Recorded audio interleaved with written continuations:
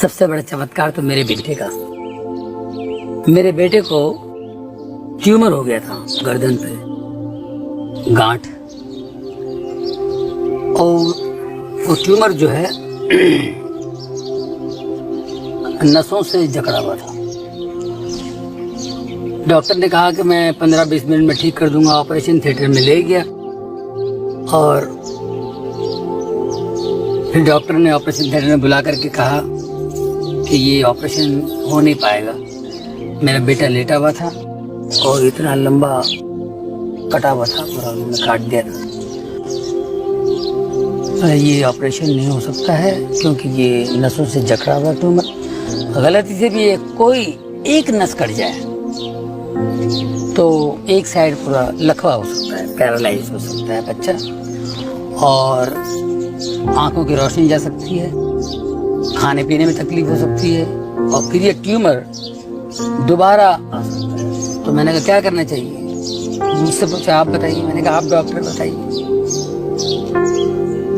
मैंने कहा मत कीजिए फिर ऑपरेशन, इतनी प्रॉब्लम्स हैं तो मत कीजिए।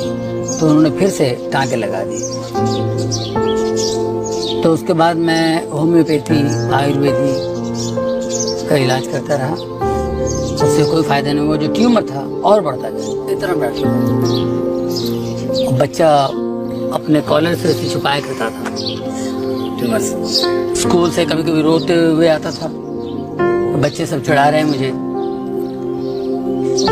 मैंने कहा बेटा मैं क्या कर सकता हूँ, मैं तो मेरी पूरी कोशिश है कि तुम्हारा इलाज हो, लेकिन ऊपर वाला है वो ठीक कर देगा। मैं परमेश्वर पे विश्वास रख करके प्रार्थनाएं मैं अटेंड करता था। प्रार्थनाओं में जाता था जहाँ पर हीलिंग वगैरह होती है, चंगाई मिलती है, वहाँ मैं जाया करता था। अगर मैं बिजी हूँ तो मेरी बीवी ले जाते थे बच्चे को। हमेशा हर पास्टर ने कहा कि ये ठीक हो जाएगा, प्रभु यीशु से ठीक करेंगे। कैसे करेंगे, कब करेंगे उनको पता है, लेकिन ये ठीक हो जाएगा। तो मैंने अपने बेटे से कहा कि भाई तुम्हें कहीं घूमना है छुट्टियों में, जहाँ बोलो मैं ले जाऊँ, लेकिन इस ट्यूमर का जिक्र मुझसे मत करना। 2002 में मैं अपने बच्चों को घुमाने के लिए अमेरिका ले गया। तो वहाँ पर एक प्रेयर मीटिंग में मैं खड़ा हुआ था, प्रेयर कर रहा था। तो एक पासबान साहब पास्टर वहाँ से गुजर रहे थे। उनकी नज़र पड़ी मेरे बच्चे के ट्यूमर पे। उन्होंने पूछा ये क्या है? मैंने कहा जी ये ट्यूमर है। बोले उसको ले जाओ फलाने हॉस्पिटल में, न्यूयॉर्क में स्लोन केटरिंग हॉस्पिटल, और प्रभु उसको ठीक करना चाहता है, उसको ले जाओ। मैंने अपनी बीवी से कहा भाई क्या करें? बीवी ने कहा बिल्कुल नहीं। मैंने कहा देखिए इस वक्त हम लोग परमेश्वर के घर में हैं और वो कह रहे हैं, और मुझे ऐसा लग रहा है कि उनकी ज़बान से यीशु कह रहे हैं। मेरी बीवी ने कहा कि 2002 है, 2003 में करते हैं, अभी 6 महीने तो बाकी है। मैंने कहा 2 और 3 का क्या चक्कर है भाई, आपको तो विश्वास करना है। बाद में उन्होंने बताया कि अपनी सहेली के साथ कहीं कुंडली दिखवाने गई थी, कुंडली दिखलाने। तो कुंडली वाले ने कहा कि 2002 बहुत खतरनाक है बच्चे के लिए, 2003 ठीक है। तो मैंने कहा यार इन बातों पे विश्वास मत करो, परमेश्वर पर विश्वास करो, वो जिंदा परमेश्वर है। मेरी बीवी ने कहा अगर वो जिंदा परमेश्वर है तो आप उनसे मांगिए, प्रार्थना कीजिए। अगर वो आपसे बात करते हैं तो हम ऑपरेशन करवा लें। तो मैंने उसी वक्त घुटने टेक करके प्रार्थना की। मैंने कहा यीशु मुझे बताओ, मुझे कुछ समझ नहीं आया, मैं ऑपरेशन करूँ या नहीं करूँ। तो मुझे आवाज़ आई कि बेटा ऑपरेशन कर, मैं तेरे साथ हूँ, डर मत।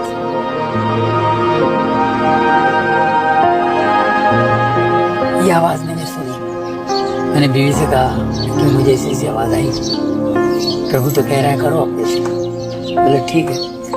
फिर हम लोग ऑपरेशन के लिए गए। बहुत अच्छा सा डॉक्टर हमें मिला वहाँ पे। हमने सब कुछ डेट फिक्स करके ऑपरेशन किया। बहुत से लोगों ने मेरे बच्चे के लिए प्रार्थना की, काफी लोगों ने बच्चे के लिए नेगेटिव बातें की कि ऑपरेशन करेगा तो बच्चा चला जाएगा, बच्चा नहीं बचेगा। लेकिन हमने प्रभु पर विश्वास करके ऑपरेशन किया। 3 घंटे का ऑपरेशन हुआ।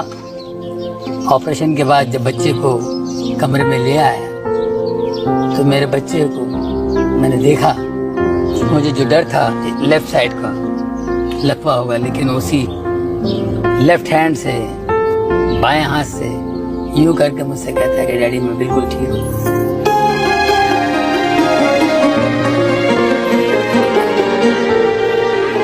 उसे जरा भी तकलीफ नहीं, बिल्कुल ठीक हुआ। सब लोगों ने कहा यह असंभव है, लेकिन असंभव को संभव करने वाला परमेश्वर, परमेश्वर का पुत्र यीशु है। कमाल है जॉनी भाई, आपकी ये दर्द भरी बातें सुनकर मेरा तो यीशु में विश्वास और भी बढ़ गया है। जॉनी भाई और भी बताइए, आप कह रहे थे ऐसी कई घटनाएं घटी हैं आपके साथ। कई घटनाएं घटी, पर हम लोग भूल जाते हैं। वो हमेशा भलाई करता है, हम लोग नजरअंदाज करते हैं।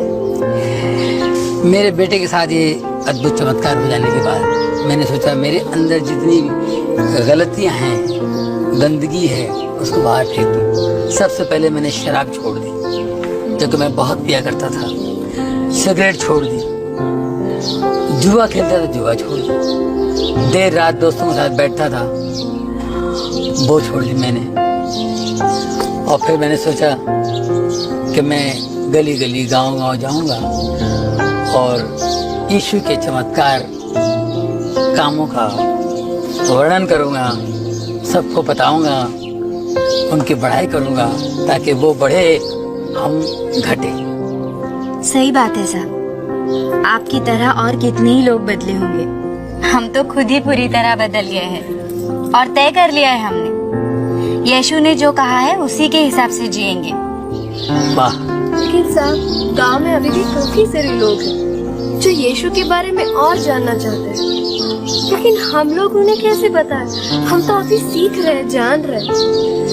बस इतना ही मालूम है कि जो भी है सच है और वो दूसरों तक पहुंचाना है। नहीं तो ऐसे हो जाएगा कि सामने खजाना है और किसी की मदद ही नहीं हो पा रही। ऐसा खजाना तो बेकार ही है ना साहब। देखिए, आप लोगों के पास जो विद्या है, जो इल्म है, ये लोगों में बांटना चाहिए। लोगों की भलाई के लिए, बेहतरी के लिए इसका इस्तेमाल होना चाहिए। आपको क्या बताएं जॉनी भाई, हमारे पास के गांव वालों को जब पता चला कि हमारे गांव में इस तरह के परिवर्तन हो रहे हैं, तो वो लोग हमारे गांव में आए और ये पता करने कि वो कैसे परिवर्तन हो रहे हैं, किस तरह से हम लोग ये सब कर रहे हैं। उन्होंने ये जाना और अपने गांव में उसी तरह के बदलाव लाने की कोशिश की। बार बार आकर हमसे पूछते रहते, और कोई नई बात हुई, और कोई नई चीज आपने सीखी। और मजे की बात ये है कि वही लोग हैं जिनसे हमारी एक जमाने में दुश्मनी थी, आज इतना प्रेम है कि क्या बताएं। ये तो प्रभु का चमत्कार है। मैं तो कहता हूँ उनके दिखाए रास्ते पर चलेंगे, ऐसे कमाल तो होने ही है। सच जॉनी भाई, हम तो सब जब भी मिल बैठते हैं तो यीशु की चर्चा करते हैं, उनके करिश्मों की बात करते हैं। हम तो केवल एक ही बात जानते हैं कि ज्यादा से ज्यादा लोग यीशु के बारे में जानें और अपने जीवन को बदलने की कोशिश करें, बेहतर बनाएं। और मिल बैठ के बात करने से बहुत सारी बातें निकली है। अब हमारे अंदर यही आस लगी रहती है कि कब और कैसे प्रभु हमारे जीवन में आए और हम सबका भला करें। जॉनी साहब, एक बात बताइए, कैसे हम इस बात को आगे बढ़ाएं? बहुत मन करता है कि फैले बात ज्यादा से ज्यादा लोगों में और बदले उनकी भी जिंदगियां।